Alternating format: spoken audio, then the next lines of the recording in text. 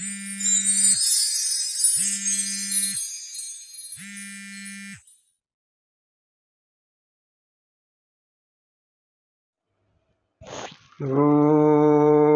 నమో నారాయణాయ. వెట్టి వలపు చల్లకు విష్ణుమూర్తి నాతో వెట్టదీర మాటాడు విష్ణుమూర్తి. వెట్టి వలపు చల్లకు విష్ణుమూర్తి నాతో వెట్టదీర మాటాడు విష్ణుమూర్తి. నాతో వెట్టదీర మాటాడు విష్ణుమూర్తి. వినయము చేసేవు విష్ణుమూర్తి, నీవు వెనకటి వాడవెగ విష్ణుమూర్తి. వినయము చేసేవు విష్ణుమూర్తి, నీవు వెనకటి వాడవెగ విష్ణుమూర్తి.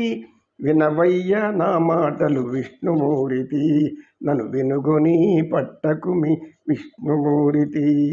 వినవయ్య నా మాటలు విష్ణుమూర్తి, నన్ను వినుగొని పట్టని విష్ణుమూర్తి.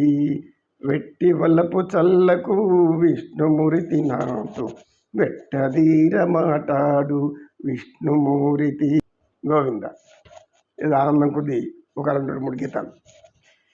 పరమాత్ముని ధ్యానించడం, ఆయన్ని పూజించడం, జపించడం, తప్పించడం మానవుడికి అవసరమైనటువంటి. ఎంత పేద స్థితిలో ఉంటాము, ఎన్ని కష్టాల్లో ఉంటాము, ఎన్ని సమస్యల్లో ఉంటాము, వీటన్నిటికీ కారణం కర్మలని చెప్పుకున్నాం. ఈ కర్మలు పోవాలంటే మనం నిత్యం పరమాత్మను హృదయంలో పెట్టుకుంటుంటే మనం చేసే కర్మలు అది దాని సంప్రాప్తం, దాని ప్రభావం తెలుస్తున్నట్టు ప్రతి ఒక్కరికి తెలుస్తుంది. మనం ఏ విధమైన ఆనందంగా ఉన్నామా, దుఃఖంగా ఉన్నామా, బాధలో ఉన్నామా, సంతోషంలో ఉన్నామా, లేకపోతే ప్రెస్టేషన్లో ఉన్నామా, లేదా అధిక ఒత్తిడికి గురైపోయి చేయరాని పనులు, విపరీతమైన ఆలోచనలు, వింత వింత ప్రవర్తన, అందరికీ అసహ్యం వేసేలాగా ప్రవర్తన, కొందరి మెప్పించే విధంగా ప్రవర్తన కొందరు ఉంటారు. దీని అన్నిటికీ కారణం మానసిక పరిస్థితులే. ఈ మానసిక పరిస్థితుల్ని మనం అదుపులో ఉంచుకోవాలంటే ఆయన్ని మన హృదయంలో పెట్టుకోవాలి. ఆయన మన హృదయంలో పెట్టుకుంటే ఇవన్నీ అదుపులో ఉంటాయి. ఏవేవి వికారమైన ఆలోచనలు, వికృతమైన చేష్టలు, ఇవన్నీ కూడా క్షణంలో మనకు ఈ ఉద్రేకం కలిగించేసి చేసేయాలనిపించేస్తుంది. ఏదేదేదో ఎదుగు ఆవేశం.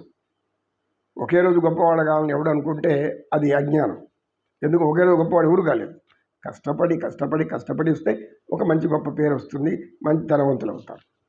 అంతేకాని ఒకరోజు నేను కోటీశ్వరుడు కావాలనుకుంటే అతని చెడ్డ పేరు తప్పితే ఇంకేం కాదు అని అంటుంటే, గురువుగారు మీరు చెప్పిన ఇప్పుడు సమస్యలన్నిటికీ ఏ సాధన మంచిది అని అడిగాడు. తర్వాత అందులో అంతో ఇంత జ్ఞానం ఉన్నటువంటి శిష్యులు బాగా నేర్చుకున్న వాళ్ళు ఉన్నారు కదా, ఆ వినయశీలుడి పైకి లేచి, గురువుగారు క్రియాయోగం చెప్తే వీళ్ళకి సరిపోతుందేమో అని అన్నాడు. నువ్వు చెప్పింది బాగానే ఉంది వినయశీల, అయితే వీళ్ళు ఎంతవరకు అర్థం చేసుకుంటారో మనకు అర్థం కాదు. ఎందుకంటే పతంజలి మహర్షి గారు చెప్పినటువంటి ఒక ఉన్నతమైనటువంటి భగవంతుడిని తెలుసుకోవడానికి, భగవంతుడిలో మనలో ప్రవేశపెట్టుకోవడానికి, మన భగవంతులు ఉండడానికి ఒక ఉన్నతమైనటువంటి స్థితి కలగడానికి చేసే యోగమే క్రియాయోగము. క్రియాయోగం అంటే ఏమిటి అని అడిగా. చంచలమైన ఆత్మలందుండని అలవాటు చేసిని ఉయ్యాల అలరు. చంచలమైన ఆత్మలందుండని అలవాటు చేసిని ఉయ్యాల.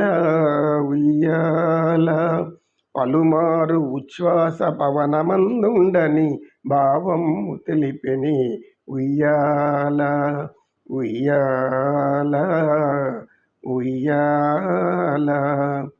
ఉదయాస్త్రశైలంబు పునరగంభములైన ఉడుమండలముతో చెనుయ్యాల.